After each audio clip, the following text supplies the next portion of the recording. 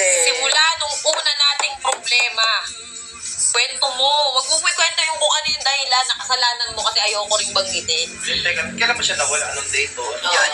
December 19 after Christmas party, hindi na siya umuwi.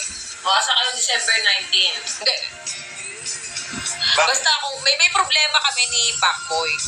Okay, ayoko naman banggitin kung ano man yung ginawa nito. Kaya kung mapapansin nyo, puro bash ako sa social media na hindi ko sinasagot.